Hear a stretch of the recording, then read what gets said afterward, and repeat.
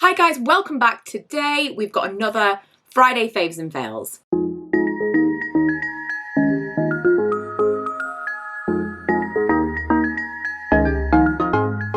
If you're new, every single Friday we do a little roundup of the week and I talk about the things that I am enjoying and the things that have disappointed me. So one of the things, usually we don't have a lot of fails, but one of the things this week that I was kind of using on and off for the past, I would say, 2 weeks. And this week I just thought, it's not for me. It's the Pixie Rose Body Balm. Again, I'm going to use this up. But the reason that it's so disappointing is it's called a body balm. It says Nourishing Body Moisturizer on the packaging. If you bought something and it said body balm, this is like, it's really bright today. If you bought something and it said body balm, you would expect this to be a thick or at least very, very hydrating moisturizer. It sounds like it's going to be particularly nourishing from everything on the packaging. It's really, really not. It's just a thin moisturizer. It's not really like much of anything. There's definitely nothing, but it's like very thin. Nothing balmy about it at all. At all. And given that I have recently had like just some crazy, crazy itchy, dry skin on my legs, I'm trying a lot of different moisturizers at the moment. And this one, it's just a real disappointment. I will say the scent is quite nice. I'm not into rose usually, but it is. I was sent this. I was also sent the cleanser, the body cleanser, which is fine. It's just like a shower gel. Would not recommend you spend a lot of money on something like that. Like, that's absorbed straight away. There's nothing balmy about this. And the body scrub. The body scrub is actually quite nice. It's very, very scrubby. The problem with that is the packaging. And you can't get a lot. You've got to really, really squeeze and you don't get a lot out. It's the same kind of packaging as this, but because the scrub is so thick and scrubby, I think it would have been better in a pot. But I just kind of wanted to put it out there because it's a new launch. I have been sent the things to try, and I just think that at the current stage that I'm at with the kind of dry, itchy skin is something that would have appealed to me, and it's absolutely not what I would have expected from the branding. Moving on, I've got some hair stuff I want to talk about. This one is a previous disappointing product that I'm kind of still on the fence about now. It was on sale in Boots the other day when I went for dry shampoo, and I think I got 3 of them because it was on sale, and I thought, persevere, people love this stuff. The Colab dry shampoo was like heralded as this no white cast, invisible dry shampoo. I said at the time, and I've maintained since, Batiste is one of the only dry shampoos that works for me because I'll have particularly oily hair. Like, wash it in the morning, oily by the evening. I just have oily hair. And so I use dry shampoo probably every other day. It's just, you know, I've tried all the things. I've scrubbed my scalp. I've done the double washing. I've tried to leave it for a week to see whether or not that rectifies things. I just have oily hair. It is what it is. I try not to wash it every single day, but that means that I'm going to have to use some kind of dry shampoo. And because it's particularly oily, most dry shampoos that people are like, it's invisible, you can't see it. It's just not heavy duty enough. And Batiste, I get that it's, you know, you can feel it in your hair. It is quite powdery, but it does the job. It really does soak up all of that oil. So I wanted to go back and try something that people keep telling me that I need to retry, and I am quite enjoying it. I'm having one of those annoying hair days today. You know when it doesn't matter how many times you brush your hair through, it gets super tangly. Like every time I try to put my hand through it, it's like knotty up here, driving me crazy. But my hair can get quite flat, and that's not helped by the fact that it gets quite oily quite quickly. So what I've been using this as is a preventative measure. So I'll put a little bit in now. This is freshly washed hair. It's totally 100% clean hair, but a little bit of dry shampoo gives it a little bit of oomph in the root. And I don't mind doing this today purely because my hair is doing that annoying thing. This smells amazing. This is called Boho Rose. This smells like Vanilla Kisses from Impulse from back in the day.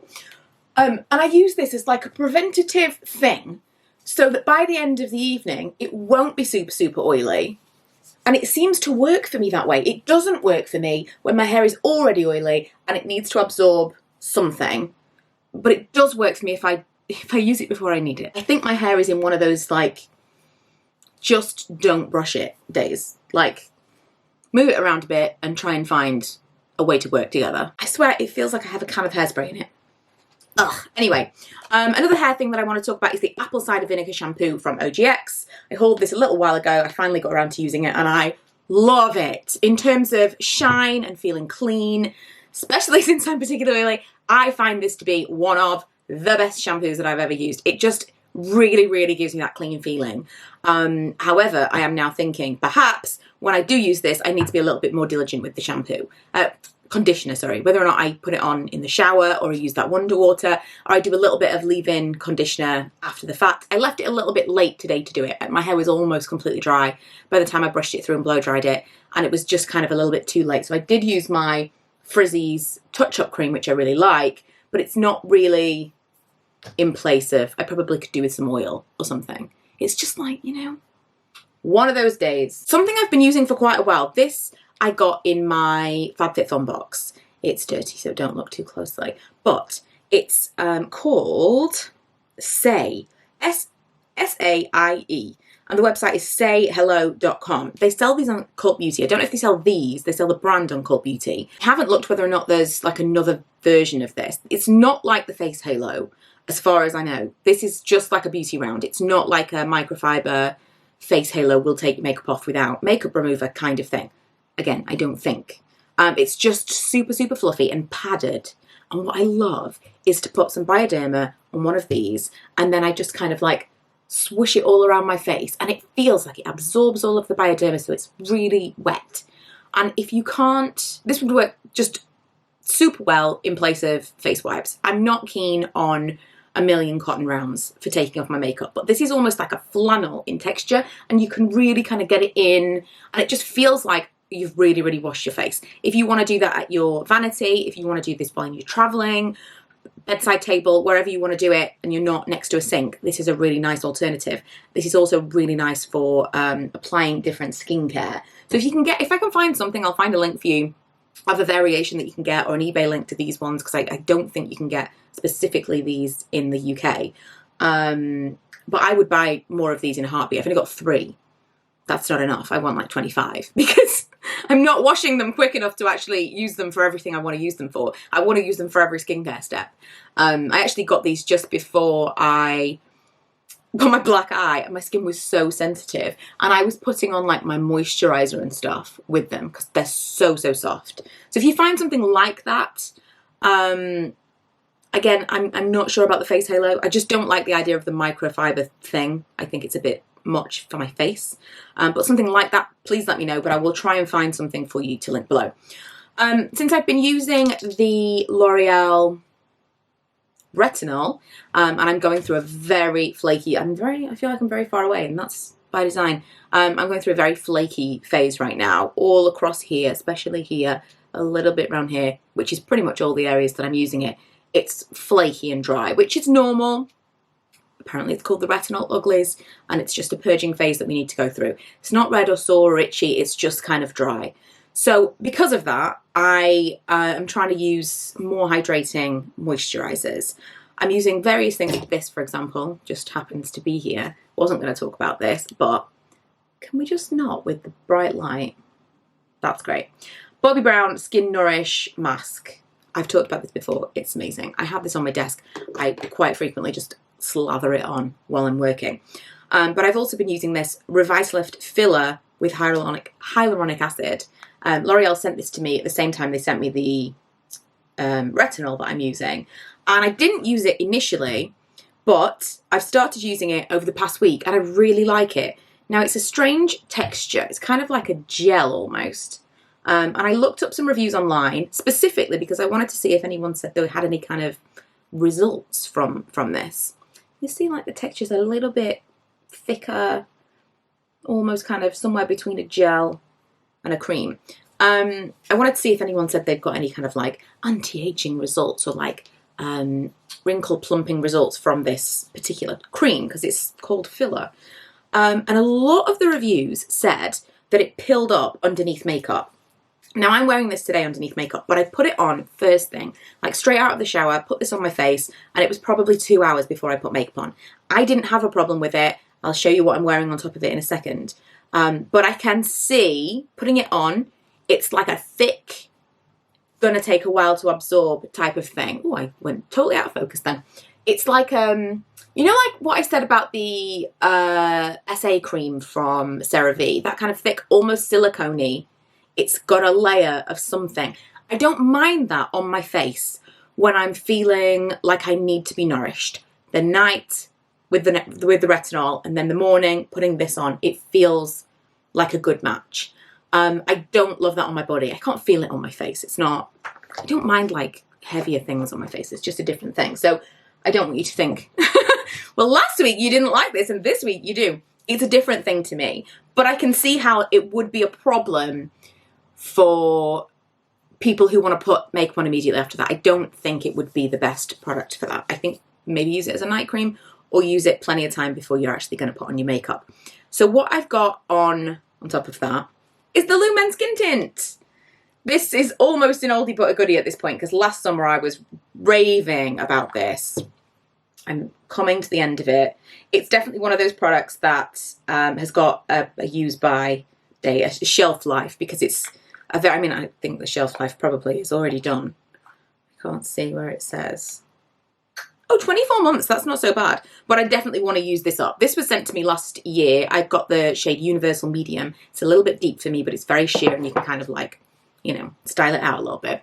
But it's the thing that I love the most about it, although the fact that it's just, you know, in theory, an average tinted moisturizer, is it's cool. You put it on your skin and it's fresh. It feels cold. It's really, really strange. Whether you apply it with your hands, a brush, whatever, it stays cold in the jar. I don't know how it works, but it's amazing. So it's a really nice pick-me-up, especially in the summer months. But if you're feeling very puffy in the morning, it's just an added layer of that product, because there's loads of products that would do a similar thing in terms of what it looks like. But that feeling is really, really nice. It's also got lots of skincare benefits. Lumen is a skincare company before a colour cosmetic company. So if you're looking for something to just kind of slightly even things out, I mean, on my face today, I've got a little bit of concealer under my eyes, but I've just got the Lumen Skin Tint and then a little bit of bronzer.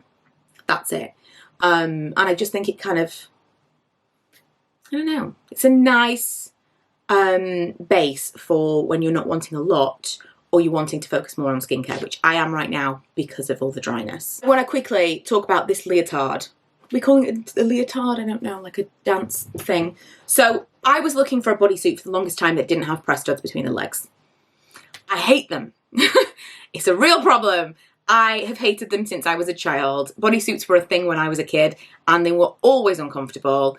And I've spoken to people about this and not everyone has the same experience. And I've come to the conclusion that my hips are very close set. Whether this is the reason I had to have 2 C-sections, I'll never really know.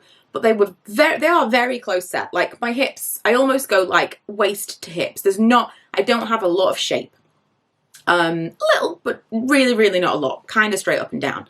And my hips, and because my hips are close set, my legs are closer together. And so the space between my legs, like my thigh gap, I would have to be miniature to have a thigh gap. I don't even know how small my legs would have to be. It's not within the realms of like a healthy possibility for me to have a thigh gap, because my legs, it's just an anatomical thing. It's got nothing to do with weight. It's got everything to do with shape and how you're built. These things that are made up are just ridiculous anyway. But just to kind of put that in perspective of everybody knows what a thigh gap is, there's no way I could ever have a thigh gap. My thighs are always going to be touching. And so there's just not a lot of space there. If you're considering a press stud is like, what, like this? 2 or 3 press studs long? That is wider than the space that I have to put that. It's so uncomfortable, incredibly so. And so it just like digs into my thighs. So for ages, I've been looking for a bodysuit that didn't have press studs. Didn't exist. I put this out on Twitter years ago when I still was using Twitter, and someone said, you want like a dance leotard? Of course I do. I looked for so long. Eventually I gave up. I thought, I'm not going to find the thing that I'm looking for. And last year I found this.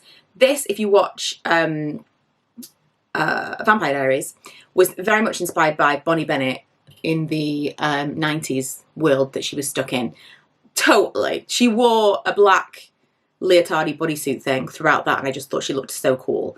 This is from, I wrote it down, movedancewear.com. I will link it for you below. It's called the Alegra.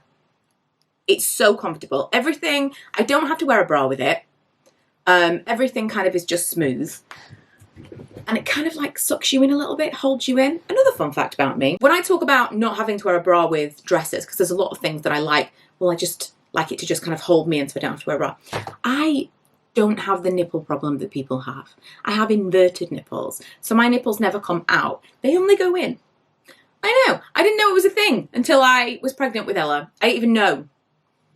Because everyone's nipples look different, don't they? And then I saw an advert in a pregnancy magazine for something to like fix the problem that I didn't know I had. I was like, oh!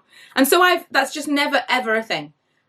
So I do appreciate that for some people you would still want to wear a bra because you want to kind of like not. Yeah, I get it. That's not a thing. So that's just, I think, you know, something worth mentioning. And maybe you have inverted nipples also, and you've never heard that term and you didn't know. I still wonder whether or not I would ever have known if I hadn't seen that advert in a magazine. I don't know. So that's why I like to wear these things, because it kind of just sucks everything in. It keeps everything smooth. No bra required. Fantastic. And I like the kind of scoopy back as well. And no press studs. Amazing. The one thing that I would say about this particular one is the size range is not fantastic. I'm a size 12 and this is a large. So that's not great. But if you want to suggest anything below, if you know of any that go into larger sizes, please let me know, because it took me long enough to find this one. Let's talk about TV. So I've made a list. Last Man on Earth. I did talk about this before. In fact, I think there's only one new thing on here. I did talk about this before, but it's been a while and you may not have heard me. My friend finished watching it this week after my recommendation, and we were talking about it, and I thought I need to mention this in Friday's Faves and Fails. It's the best show. It's a comedy show. It's going to take you a few episodes to get into it. It's created by Will Forte. If you know who he is, he's hilarious anyway. It's got Hazel Was Her Name from 30 Rock in it, January Jones. What is the name of the woman who... Mary Steenburgen. So already you know, the title is Last Man on Earth. The cast is large. He's not the last man on Earth. The general premise of the show is that a virus, it's super weird, like the parallels with coronavirus is so crazy. A virus has come in and wiped out the majority of the population of the world. And this guy thinks he's the last man on Earth. He's like going state to state looking for people, and he's come to the conclusion he's the last man on Earth. And then he finds a woman. And steadily they discover other people that all thought they were alone in the world. And I say there's a large cast. It's not a large cast. The majority of people have been wiped out. But you never really know who. And you never really know why they seem to have been immune to this virus. Some people have been like underground. Some people have been at sea. Some people have been just like in the world, but they've been fine. It's a really, really interesting show to watch given the current climate. And there are some episodes that really will blow your mind, because it was like a weird, like, how did you know this was going to happen situation. But I would recommend that, and I think that's on Prime that we watched that. Below Deck Season 8, we're currently watching on Hey You. We loved Below Deck last year. We watched all of Below Deck. We watched all of Below Deck Mediterranean. We didn't watch the Yacht one. We may get into the Yacht one after we finished Season 8. And I saved Season 8. I wanted the entire season to watch all at once, because I like to binge the whole thing. And we're kind of halfway through now, and I just wanted to put it out there. Lots of episodes are now on Netflix. I think half of them, like 4 seasons, are on Netflix. It's one of those shows, I never thought I would like it. A couple of episodes in and I was hooked. We do like reality TV though. And completely in another direction, The Startup, who's got, it's got, what's his real name? Adam Brody. So Seth Cohen from The OC. This is on Netflix. This is like, if you've seen Good Girls, where they get involved with some bad people and they're trying to like money launder, and they kind of are on the hook to wash all of this money for these people. It's a little bit like that. It's not really, but it's got a money laundering element. Like, good people get tied up with bad people and they have to end up doing some bad stuff. But it's grittier. It's set in Miami. It's just generally kind of darker. It's also got Martin Freeman in it as like an FBI guy, and he's doing an American accent, and that's really throwing me off. But it's quite good. Lee's really enjoying it. I'm kind of off and on, but I thought I'd throw it out there because we are watching it. It's a bit different. It's not the normal kind of thing that we watch, but it is. I'm quite enjoying it, you know? I might be on the fence, but I think I'm enjoying it. And that is it for this week's Friday's Faves and Fails. My hair might have to go up because it's really... It's irritated me too much today. I'm sure it's irritated you by it being irritating to me because I can't stop touching it. But thank you for watching. If you haven't already, don't forget to subscribe. I also have another channel called Diary of a Spendaholic where I post vlogs, occasional luxury stuff and home things. But I think I'm actually going to be updating you on some house stuff very soon on this channel as well, because I just pretty much finished the bar outside, which I'm really excited to show you. If you don't follow me on Instagram, I've already posted it there. It's all linked below, as will all of the products that I've mentioned today be. And I will see you guys on Sunday when we're going to go shopping to IKEA. Bye!